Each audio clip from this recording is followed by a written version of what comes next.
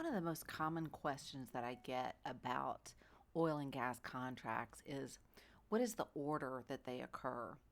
And this is really kind of a hard question to answer because there's any kind of combinations and permutations of them. So, what I'd like to do now is I'd just like to walk you through the basic contracts that have to do with exploration. And I'm just going to give you some ways, some permutations, and give you an idea about how things could occur, or how things might occur, or how things, how a company would like for something to occur. So let's begin with, let me get a pen here. There. All right, so let's just start with just some basic definitions. A seismic agreement is when we are trying to figure out whether there's oil and gas under the earth. And so we hire a geophysicist, and a geophysicist goes out to a person's land. Actually, they have what's called a surface agent. And that person will then go and speak to usually the surface owner, but more accurately, it should be the mineral owner, and say, hey, can we put these geophones along the property and then shoot seismic waves into the property? And then these little geophones will read what is beneath the earth. So we're trying to mirror the formations that are under the earth. So in order to do that, we need to get permission from the mineral owner to do that. So that's what a seismic agreement is.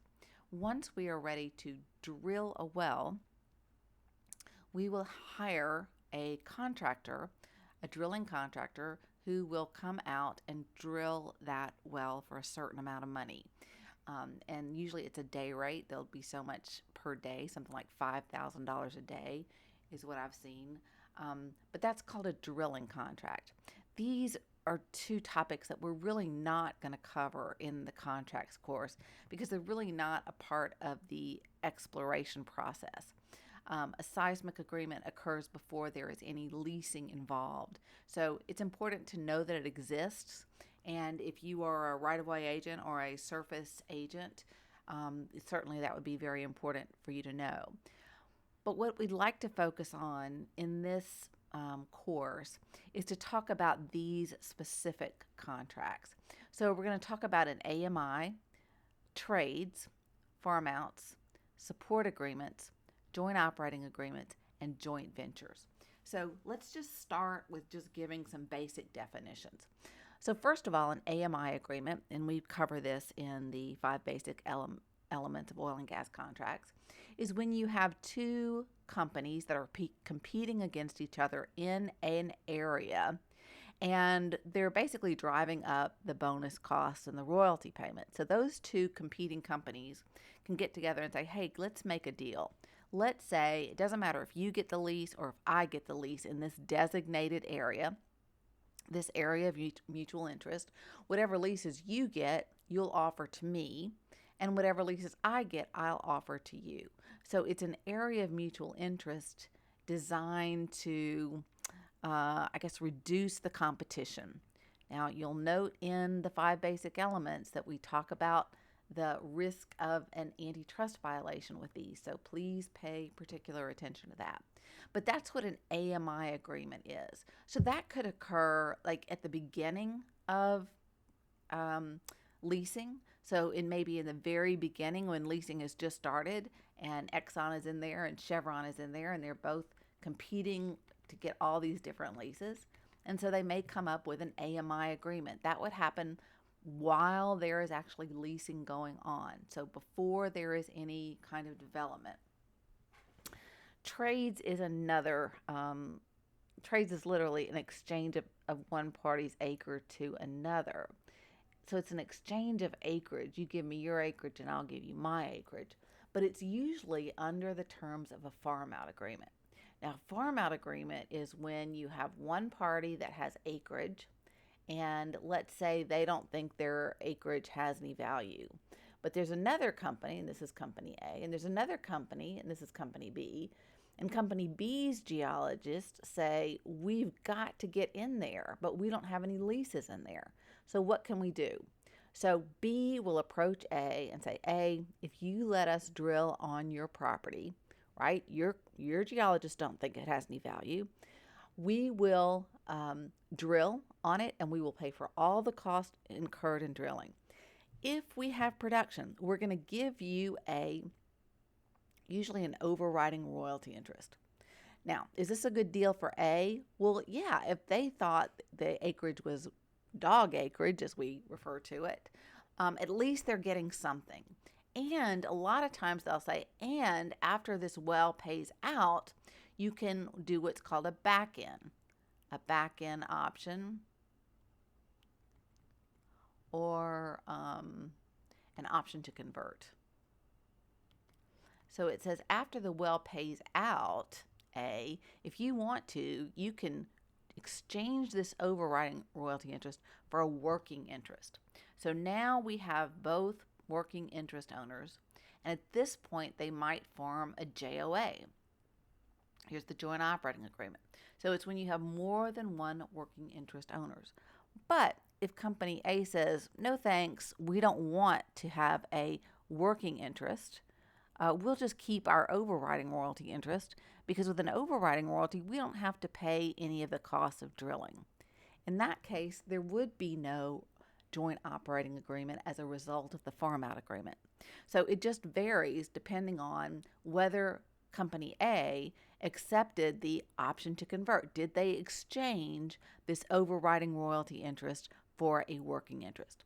Now, another thing that can happen is what we call support agreements. Support agreements can be for cash. So we can have an agreement that says, okay, company A, we're going to do our company A and company B again. Company A, if you want to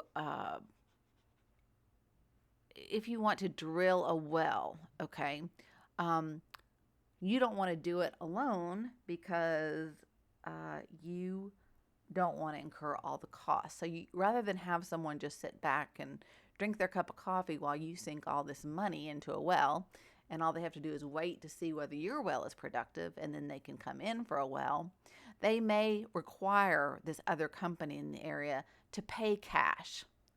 And they can have either a bottom hole agreement,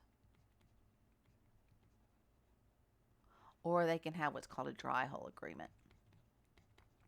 Now, in a dry hole agreement, what party A is saying is, okay, we will give you money, B, if you drill a well and the well is a dry hole. That is a dry hole agreement. If the well is productive, B gets nothing. Or we can have a bottom hole agreement. A bottom hole agreement says A says, we will pay you so much money per linear foot that's drilled. So for every foot that you drilled, we will make a payment to you, B. So that is a bottom hole agreement. So bottom hole is so much per foot, and then a dry hole is they only get paid if there is a dry hole drilled. So both of these minimize the risk of one party incurring all the burdens, all the costs of a well. Now, as I said, we could have a farm out agreement, and the farm out agreement is A conveys, B asks A if they can drill on their farm out agreement on their property, but B wants A to give them money for a bottom hole agreement. So B says, okay, we'll drill, but we want you to pay us so much money per foot to drill. That would happen if B was not a major. If B was like a small player, they might need a little bit of extra cash to kick in to get them to drill this well. So that bottom hole agreement or a dry hole agreement, would kick in under a farm out agreement. So those are two types of support agreements that would kick in. Now, the joint operating agreement, this occurs when there are more than one working interest owner. Now, the joint operating agreement is not always mandatory. There are some states like Oklahoma where they can just force pool you, and you basically have, in effect, a joint operating agreement. But the benefit of a joint operating agreement is it sets forth the rules. So it says, how do you elect an operator? Who gets to be the operator? And how do you dismiss the operator? And what happens if title fails on one of your leases? Let's say you're a working interest owner and all of a sudden you realize that a lease that you took wasn't valid. What happens to your working interest under those certain situations? So that's what a joint operating agreement is. I forgot to mention up here under farm out agreements, you could also have a farm out agreement where there's acreage that's continuing to be leased. And so you might attach an AMI agreement to a farm out agreement that says, okay, this is the way the property is going to be split. You know, you're going to get an overriding royalty interest. But if there's any additional leasing that goes on in the area, let's farm an AMI and figure out B's going to get this percent and A's going to get this percent. So that's another way that an AMI can come into agreement. A joint venture. Now, a joint venture is very common in international oil and gas, because a lot of times, remember, you're dealing with governments. Remember, the United States is one of the only countries in the world, other than certain provinces in Canada, where there is private ownership of minerals. So if you're drilling internationally, you're going to go into a joint venture agreement with that government. So that's what a joint venture agreement is. Now, we do see this in the United States when they had, recently they had BP. Who was involved in that? Let's see. BP was involved in that. BP and Statoil went into a joint venture with Chesapeake. So Chesapeake had a lot of property in the Marcellus Shale, and they agreed to join forces, a joint venture with BP and Statoil, so that they could all mutually develop the Marcellus Shale. Now, when we're talking about domestic drilling, typically a joint venture is a huge undertaking. It's like this whole formation in all of Pennsylvania. Whereas when we're talking about a farm out or a trade or even an AMI, that's usually at the prospect level. So it's not multiple counties, it's just a certain area. Now, all of these are general rules. There's all kind of combinations and permutations that can occur. So I just wanted to give you kind of a simple explanation so that, you know, when the question comes up, well, what order do these all happen? I want you to understand that they can happen in different orders. So that concludes this presentation. Again, we're going to be covering all of these agreements in the 5 basic elements that we cover, and then the farm outs and support agreements and promotes. Well, I forgot to tell you what a promote was. A promote is another type of contract that we'll talk about. And this is what happens at NAPE, the North American Prospect. Oh gosh, I never can remember that last one. North American Prospect Expo, that's what it is. So what happens there is, and you'll see that, you know, at NAPE, there's all these people with these different booths. And each person at the booth is basically a geologist or someone that's trying to get investors to come into their play that they've discovered. And so they're trying to get investors to come into the play. And then the person that initially created the play, in other words, they did all the geophysical research, they shot seismic on it, they went out and bought leases and bought, you know, paid for bonuses, and they are the ones that brought the deal to the table. So they're called the promoter. I guess if you think about like in a circus, you know, you have someone like promoting it. It's not like someone gets a promotion. It's like they are the one promoting it. They are the ones trying to sell it to these investors. And there's different types. The most common one that we'll talk about is called a third to a quarter promote. I'm not going to get into that right now, but I just want you to recognize that that's another type of contract that can come into this. So I hope that this was helpful for you. And if you do have any questions about any of this, please let me know.